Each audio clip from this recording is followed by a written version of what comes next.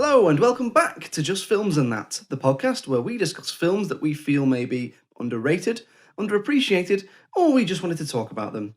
You may have seen from our social media, but Adam and Al have moved on to other projects, so do make sure you check out their social media for any updates. However, I am very excited to welcome my new co-host. We have heard from her before, and she enjoyed it so much she only bloody came back permanently, and now I can't get rid of her. So, Alice Oliver, how are you? I'm very well, thank you, Josh. And yourself? I'm very good. Excited to have you aboard. I'm thrilled to be here. Not only am I excited to announce the arrival of Alice, but I'm also very excited to tell you that we will now be running the episodes weekly.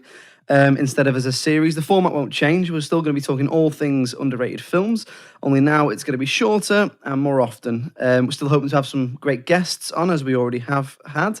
We're also hoping to get stuck into some classic films as well that one of us might not have seen, just to kind of keep the well from drying up. There's only so many underrated films in the world. Having said that, we'd also like to hear from you. So do give us a bell. It's filmsandthatpod at gmail.com if you have a suggestion, and we will cover them. Well, depending on what you suggest. Yeah, if they're shit films, don't bother. Yeah, don't suggest any old shit. All right. So anyway, without further ado, let's crack on. Alice, we do usually do a random question at this point, since it's the first episode, since we're getting to know you. We know you love Keanu Reeves. Keanu. He's my man. But tell us a little bit more about your relationship with film. So when I was very, very young, I thought I wanted to be an actor. I was about 3 years old watching Coronation Street, and I was like, that's what I want to do. I want to be an actor. And then as I got a bit older, started doing a bit more kind of behind the scenes stuff, started, doing more directing, more writing, being on the camera, behind the camera. I found that just much more fascinating and much more engaging. So I sort of started veering down that route, studied film at university down in Southampton, which was a fantastic experience. Did TV production, MA at Chester, somewhat. And now that I work in television as well, so it's always been there for me. It's always been a particular interest, just what's on screen and performances in general, whether it's music video, film, television. So I'm really excited about this opportunity to get to say what I think about a bunch of films. So you've gone from wanting to be in front of the camera to being behind the camera to now being behind a microphone, talking about being behind the camera. Absolutely. I'm a woman of many talents. Someone once said to me that they saw me as being someone from behind the camera, not in front of it, because I also wanted to be an actor for a bit. And what I think they were saying was, you're not good looking enough or tall enough to be an actor. But anyway, I took it as it was meant, which was that I was ugly and short.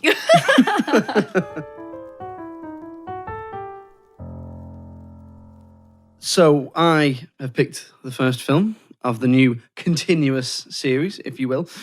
I've went with the Mask of Zorro, which is from 98 or 99, I think. If you haven't seen it, obviously, spoiler for that one. Little kind of synopsis for you.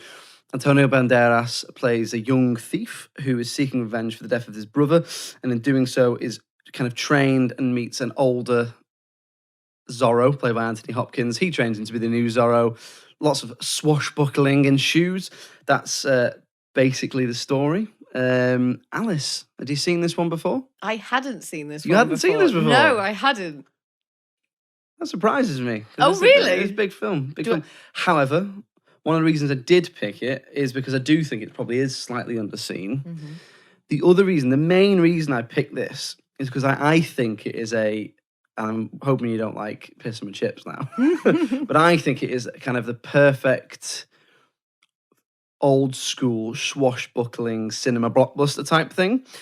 And I think it's kind of forgotten because after it, almost in the years after it came, like The Mummy, and that was all about the special effects, and it was huge, and then you had like Pirates of the Caribbean, and then we start to catch ourselves up then. But I think it's kind of forgotten, but I think it's like a really old school, great stunts, great action, old school blockbuster. It's also the only film that I have not finished in the cinema. What, did you leave the cinema? I left the cinema because I went to see it when it came out. It's a PG, but I left it. I went to see it with my grandparents when I was however old I was, 8 or 9. And the bit where, spoilers, he cuts his brother's head off and then it's in the bag on the side of the horse. For some reason, absolutely shit me up. Oh no, And my really? grandparents took me out. Oh, and I think it was like hyper on sugar and hyper on going to the cinema. Maybe. And then you're in a dark room and you've got to sit still. I've never finished this in the cinema, so I had unfinished business with this film. Ah, okay. So was this like your first rewatch since that time? Oh no. Oh right. So okay. it's a film I really love. Now I thought because it's a new series, I'd start off with something that's kind of light-hearted, breezy, and that I was very fond of. It's funny that you say light-hearted and breezy, though, because some of the violence in it is, I mean, it's spectacular. Some of the stunts, like you say, like it's really pantomime-esque and kind of like with old hints of Western and obviously swashbuckling, like you say. But yeah, I thought the stunts and some of the action scenes really, really stood out. Very impressive. I think so. I think the particular standout is obviously the sword fighting is great. And the chase on the horses. Oh, the horse! So there were a lot of horses in this film. A lot of horses. I was only saying to someone the other day, I can't believe that, and I'm fairly certain this is right, but there was a bit where he's riding 2 horses. Yes. Stood on them. Yes. With one leg on each horse. Yes. And he jumps over a log and lands on the horses. I'm fairly certain that someone did that. I think so, because it's clearly not Antonio Banderas. It is clearly a stunt double. Yeah. You can see it in his and face. And to be fair to him, it is one of the only times when it is clearly a stunt double. Because he did want to do a lot of his own stunts. But they're so dangerous. Like a lot of time. Can't imagine a studio ever letting. That's like when Tom Cruise wants to do his own stunts. It's like, no, you can't. You're too valuable. You're the star. Yeah, you're literally the reason people are going to watch this. Yeah, you cannot smash your face in. Imagine being the producer. Antonio came to see me today. Come in, sit down. I've read your memo, Antonio, about wanting to do the stunts. Absolutely not. No chance. No, I'm sorry. Paid you 15 million quid for this, sunshine. Yeah. There's no way you're jumping. But no, so what did you think?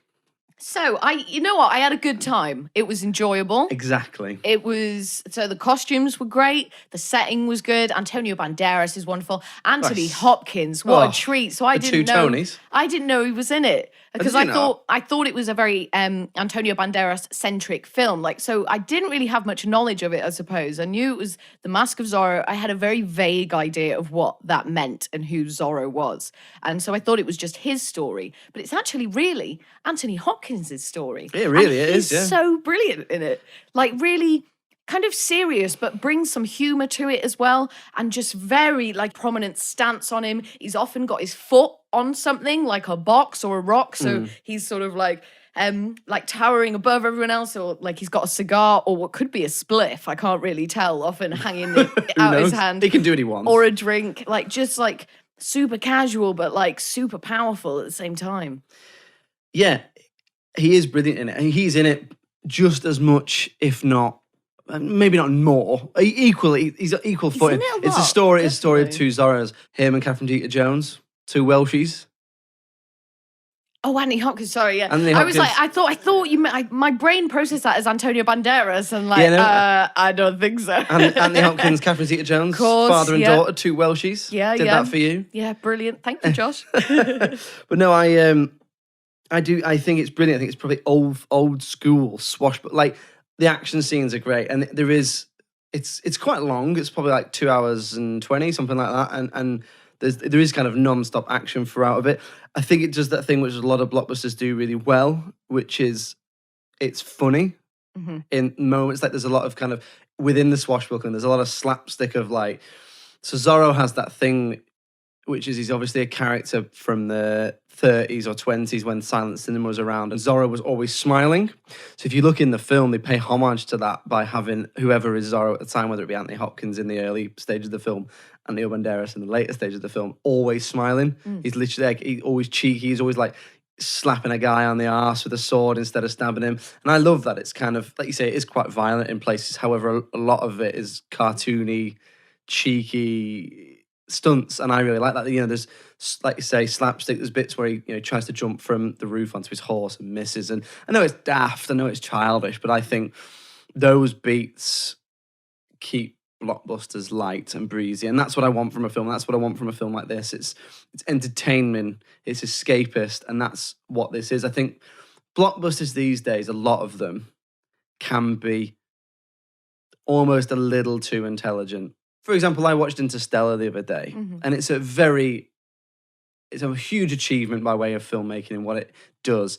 The score, the subject matter it deals with. Have you seen Interstellar? Yeah, I love it. Love it. But I don't know if every movie going person would go in and come out of Interstellar feeling A, satisfied, and B, entertained, and also have a complete grasp of what's going on. And I'm not saying people are stupid, but I think that there's a lot to be said for just entertaining an audience.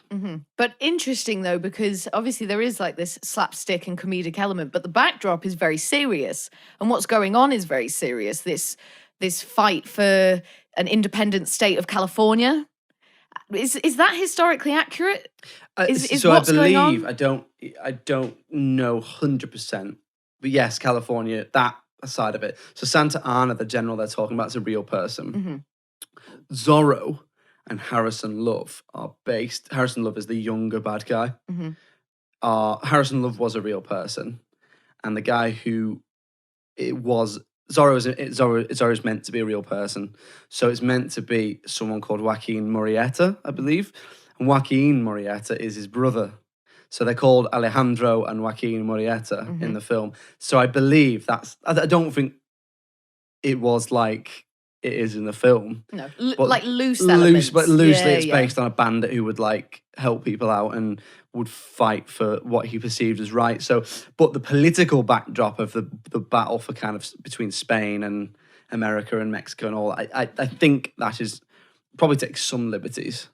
But I think the idea of California being independent is something that has gone on back in the day when America was a very young country. Because I also believe that some mad statistic, like if California was a country, it'd be like still the 5th richest country in the world. Yeah. It's something crazy. Self-sustaining, yeah.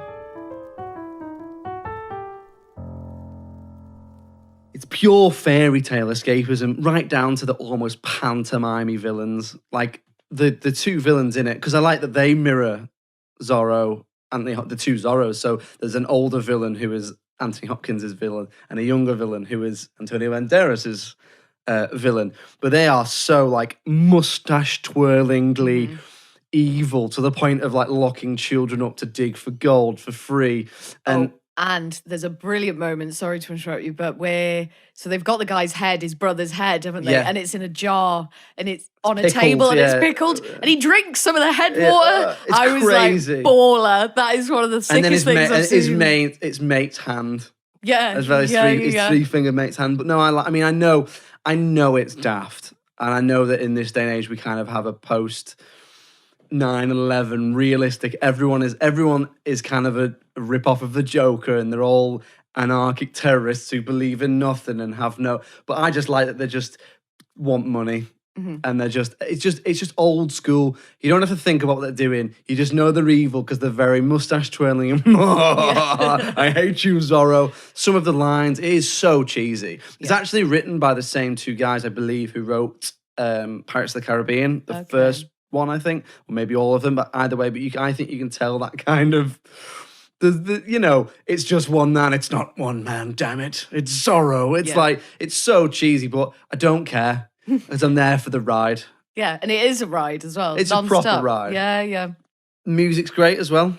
Like, I think it's James Horner who's obviously sadly died quite too young, but I think the kind of, I like the setting of it. It looks like, again, some modern blockbusters don't look like they're set in a real place. Like everything is green screen.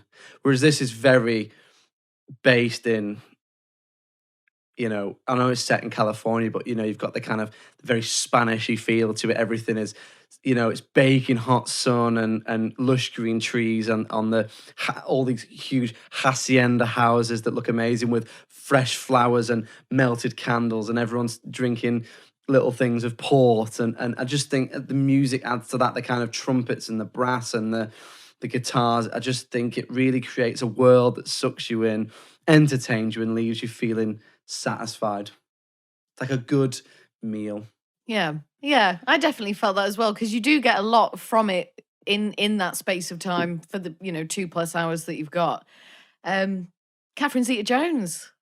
I think something that goes undersaid about this film is that she is, first of all, she's brilliant in it, because she's brilliant in most things, but also at no point really, to my memory, is she like a damsel in distress type character. She's like a love interest who also does kick a bit of arse. Yeah, no, yeah, I'll give you that.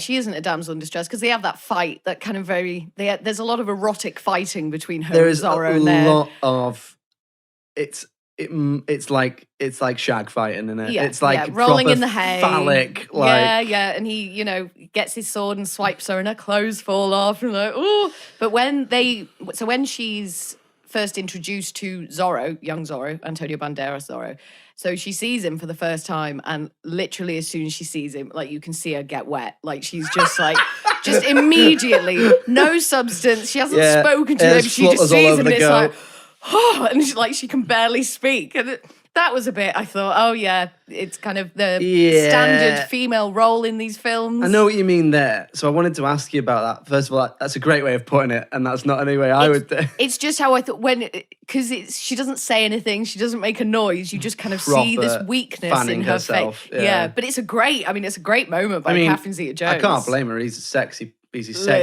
ass in this film. Listen, I wouldn't say no. You wouldn't kick him out of bed for farting. Absolutely not. Love a bit of Antonio.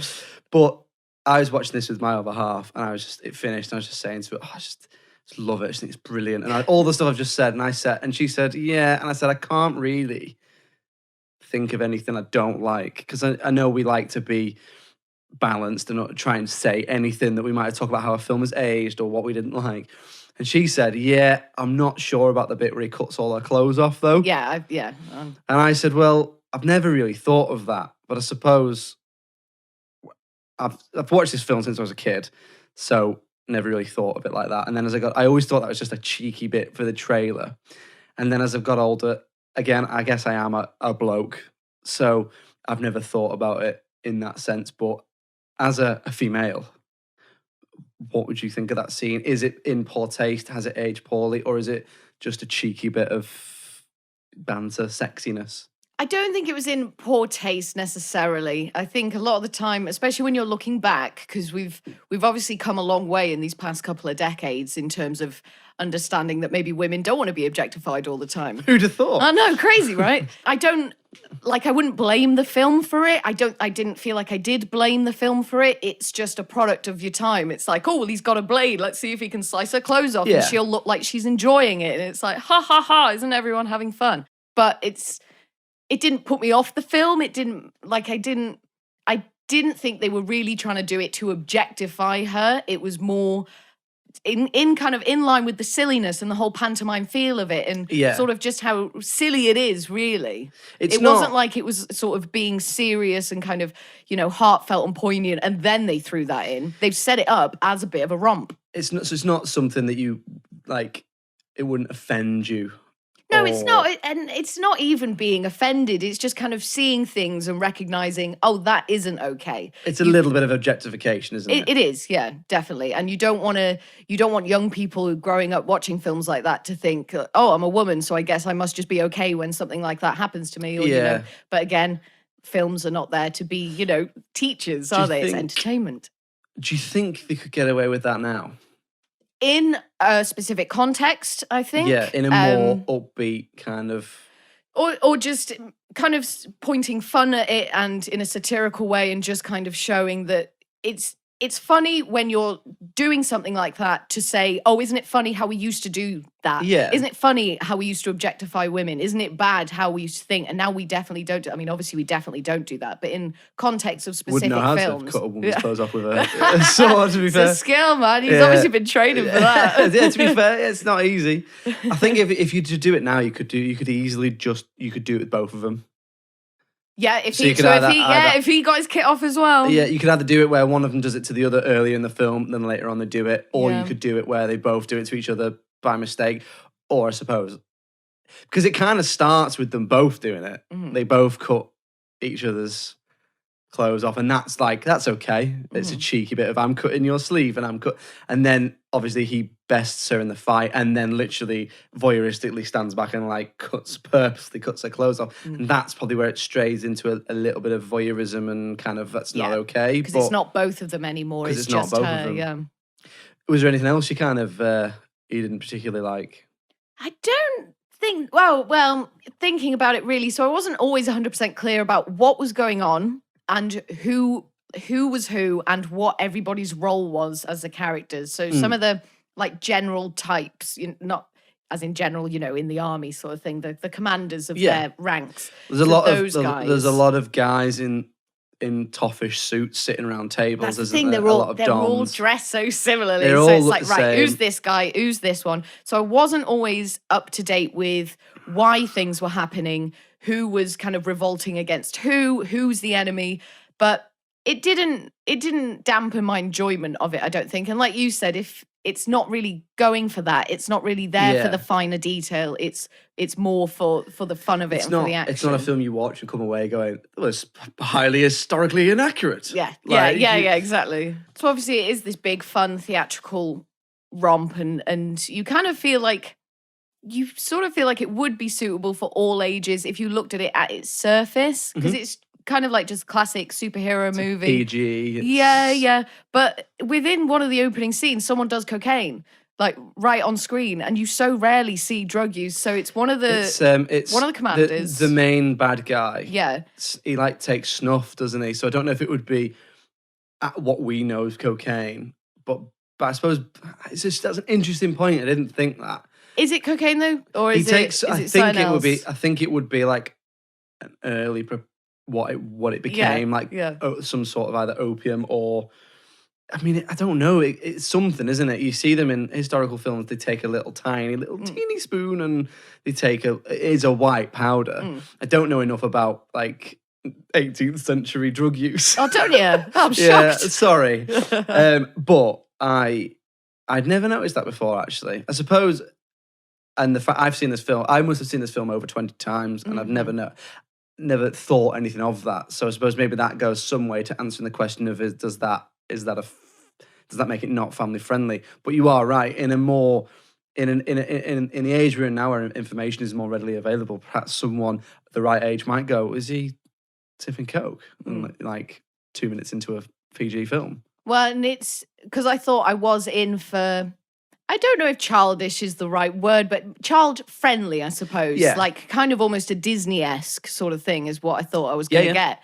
And then he's doing that about a minute into the film, and I was like, oh, maybe not. Maybe this is more grown up than I gave it credit for. And then some of the violence would suggest at that as well. There's a moment where all these blokes are stuck to these cacti, and their dicks are on the cacti. I think you see their dicks. I think you see their asses. You see their asses. So no one's hanging dong. Because you see like untanned ass. Yeah. But you don't see no dong. Yeah, no dong, unfortunately. No dong. But maybe in the director's cut where there's coke flying everywhere and cock and ball aplenty. But yeah, so they're all stuck to those cacti, and I thought that was quite sort of, it's funny, but it's also gruesome at the same time. It's so cartoony, that, isn't it? Cacti, like having them all like stuck to a cactus. Taking aside what you've said in terms of the cocaine thing, the objectification of Catherine Zeta-Jones, I accept that. I get that. It's not aged well. However, I couldn't think of anything that I really disliked about this film. So I had a look at the critical perception, as we usually do. Before we go on to what it actually got, I wanted to have a look at what the critics actually said, so we can kind of say whether they're right or wrong. This will give you an idea of what it did score, but we'll come on to that. So the bad reviews, one of them says this: the story is not important. The clash of swords, the leaps and the tumbles, it's all very nice, but after 136 minutes, it becomes a bit much. I just think, like, get a bit of joy in your life, man. It's too much fun. I enjoyed it too much.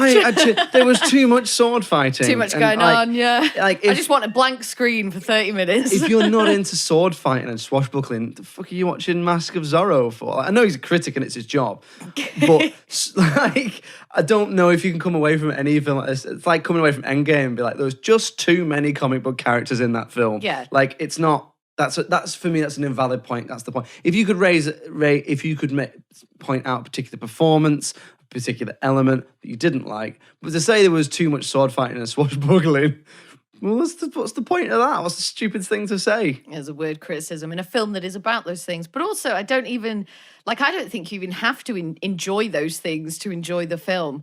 Every time I watch a film, I put like a different set of eyes on every time. Yeah. Like, consider what the film, what genre it is, what it's trying to be, who its audience would be, what the director, what the writers are trying to get across. So I can watch a film like that and fully enjoy it because it's like, oh, this is what it's meant to be. It's like when you watch a Disney film and enjoy it, it's like, oh, it's because this is what it's meant to be. It's not that the script is fantastic or that, all the characters are really three-dimensional or whatever. You just enjoy it for what it is, but you've got to put those different eyes on. You can't go and watch The Matrix and then go watch The Mask of Zorro and expect to see the same fucking thing. Exactly. I mean, are there similarities? Probably. A hero rising to the ranks. Fight scenes. You always have to bring Keanu Reeves into Can't it. help it. Only one episode in. Saz. What happened again?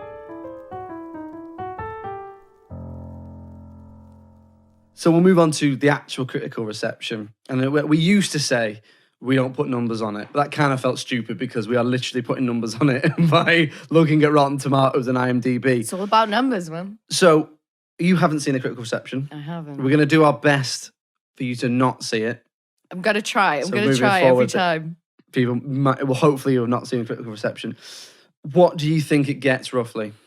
Okay, so if I was just going off, so if you think about the genre, I suppose that could be quite divisive and it might not be some people's cup of tea because it is very heavily that thing. Like it's not you're not going to get your sci-fi jollies from it. You're not really going to get your thriller jollies. Some people might think it's too much. Some people, Maybe. like the guy said, that would think it's too much. But if you do think it's too much, it isn't for you. Yeah, exactly. So I would probably give it, I don't want to upset you, Josh. Like maybe a high 6 or a low 7. So I don't know if I'd watch it again.